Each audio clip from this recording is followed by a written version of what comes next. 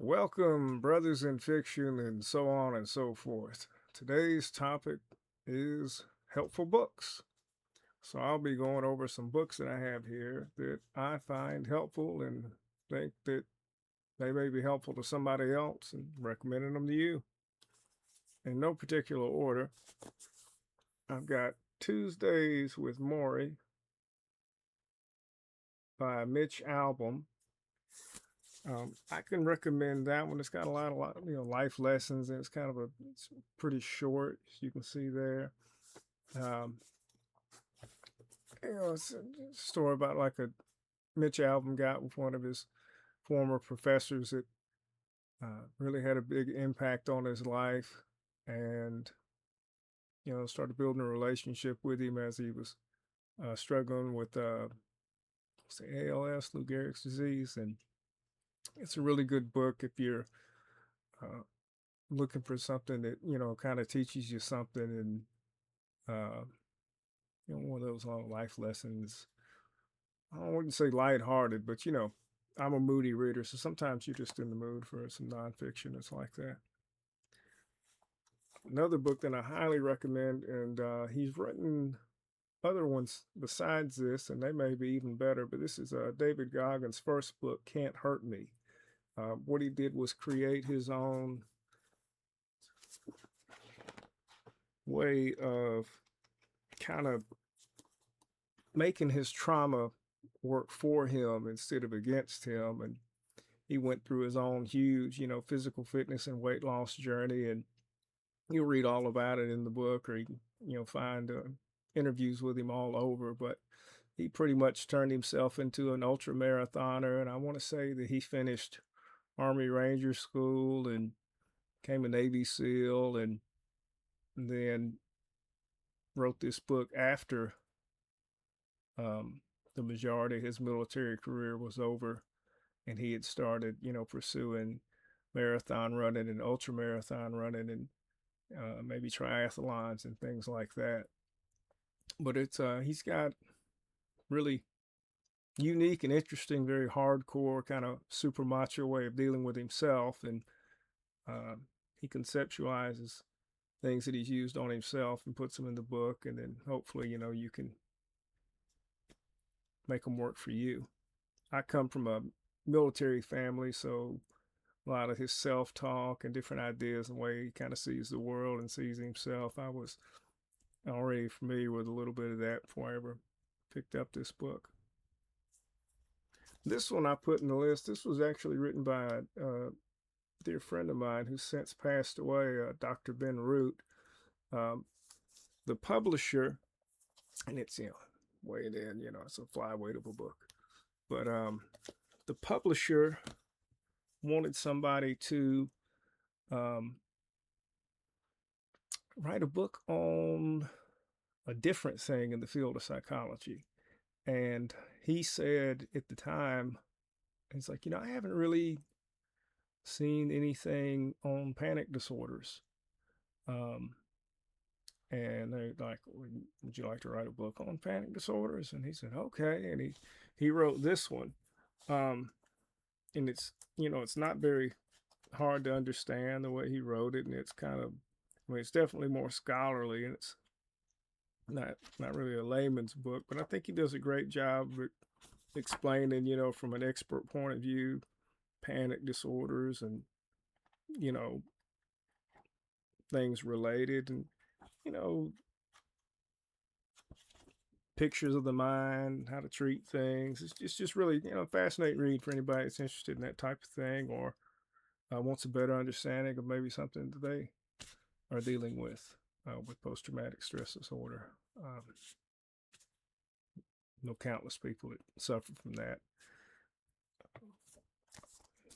Here's another book that was great. I came across this book. This is one of my school books at one point in time. It's also not very, very thick there. What's this? Yeah, this comes in under 200 pages. It's like probably about 180 some odd pages, but it's Giving and Taking Help by Alan Keith Lucas. This is almost like a I would say like a social work textbook. It's very scholarly written, academically written by a person who's a social work professional and professor. And uh, I had a professor who was, I believe she had a doctorate in social work, and it was this book and Nickel and Dimed were two books that she made sure to reread every year. And she said no matter how many times she read this Giving and Taking Help, she always got something out of it, something new, a new nuance, and that's why she made it mandatory reading for one of her classes back when she was teaching. This is a book that I highly, highly recommend. Maybe recommend this one over the other books on the list here. This is The F Word: How to Survive Your Family by Louis Anderson. This is a great book, and it's not a scholarly book or anything. It's written in a very easy to understand layman's terms. And it clocks in like right around 200 pages. But the way he does things in here, let me show you.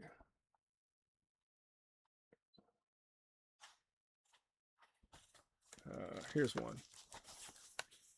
You may recognize him. He was the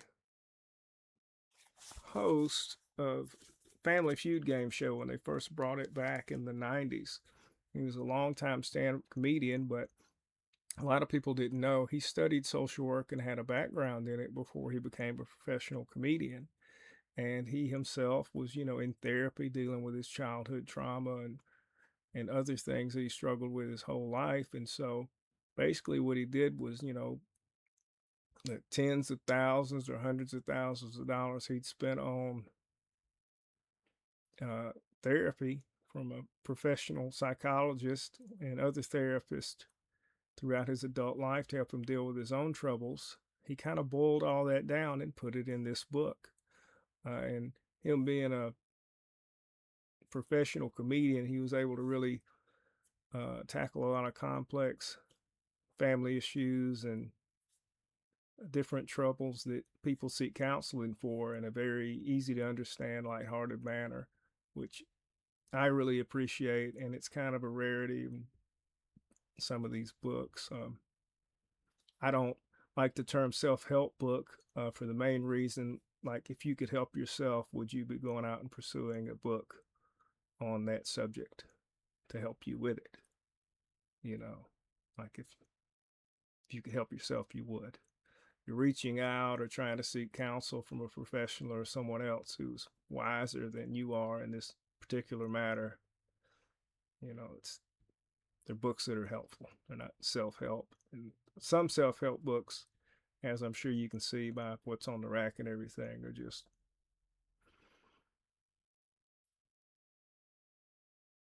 not what they're advertised. We'll say it that way. Here's another great one. This is also a little small book written by he was a close friend of mine before he passed away. It clocks in at 221. But he was a great, great, great man. And he pastored for quite some time. I want to say he studied at Emory. So he's very smart, originally from New Orleans, but always, always a help to me as long as I knew him. I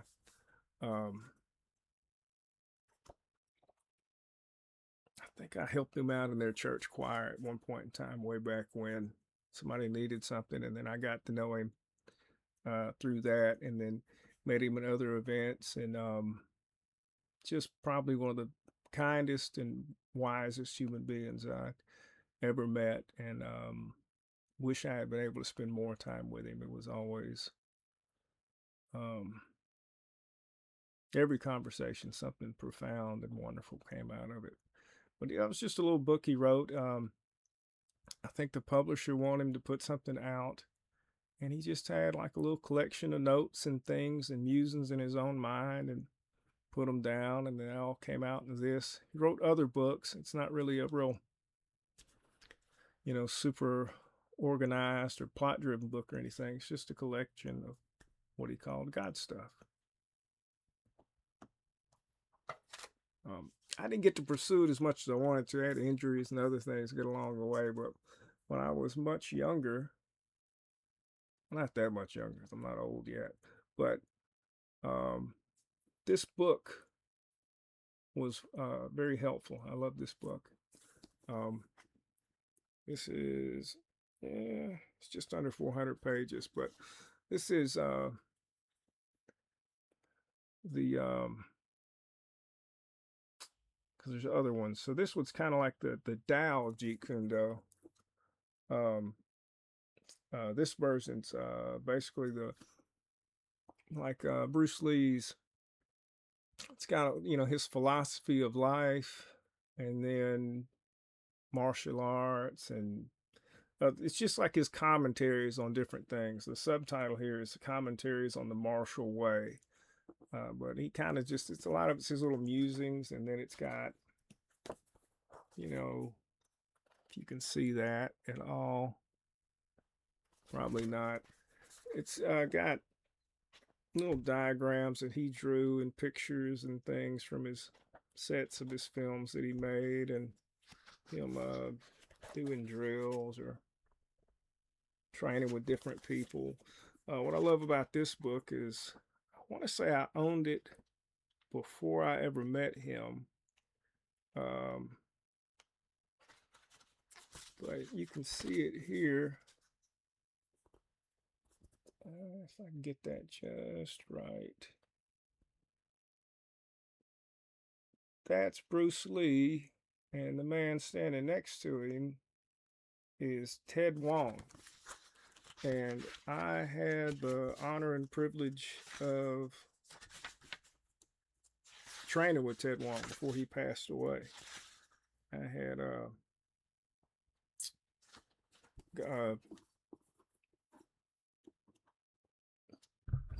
local mentor who was highly decorated in 2 or 3 different kinds of martial arts, and multiple black belts, and ex-police, and somehow he knew Ted Wong, and he was able to get him to come to a small town and lead a seminar that normally he had to teach by himself annually.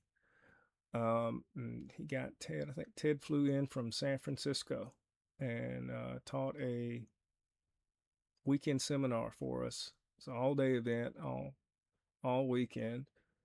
And I want to say even a couple of guys from the state of New York from the Army came down to train with us, and probably like 10 people who own their own training centers or dojos, and then a handful of younger people. I was the only boxer who had no background whatsoever in karate or any of those type things at the seminar. And so I want to say almost every training partner I had there was a black belt.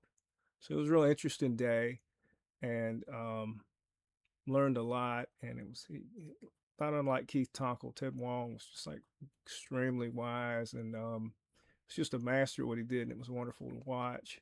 If you ever come across anything else written by him, probably not much more than like maybe introductions to other books or training manuals or things. Yeah, he was very smart, very brilliant guy, and no ego whatsoever for somebody who was as impressive an individual as he was. This one's going to clock in kind of longer than I wanted it to run, but this is going to be the last book here. The Creative Process. I had a teacher years ago use this as a textbook for a class that I took from her, and I've recommended it to a few people. I think I've gifted it to at least one. A lot of this is like creative writing, poetry type stuff, but there are sections on the story and the essay and things like that towards the end. But this is older. I'm sure, but if you can find it anywhere. I'd highly recommend it. It's got some wonderful writing exercises in there, especially the poetry exercises. Um, and for me, I don't know, for whatever reasons, I've always had a hard time getting my writing started once I needed to, write something. And I don't even think it matters if it's nonfiction or fiction. It's just like sitting down and the doing of the thing. Like what back in the day we had a typewriter, everything like getting to clicking. Very hard to get it out of here and put it there. But that book is very insightful. It's expertly written, and I couldn't recommend it more for anybody who's, even if you only ever read poetry or fiction or things, and you never, maybe something for you to try, or if there's just, you have stories and you don't know how to quite get them out there. Um, that'd be a great tool to, like a leaping pad, a starting point, to, help you get something out there, maybe work something out outside the body that you've always kind of had it stuck within. All right. Appreciate everybody stopping by and spending time with me today. Um, Anything that you've read that's been helpful to you, any kind of book at all, comment down below, drop it down there, open discussion. If you think I've had anything on here that I've discussed or shown, share it to somebody, send it, um, get the ball rolling whatever way you can. Thanks for watching.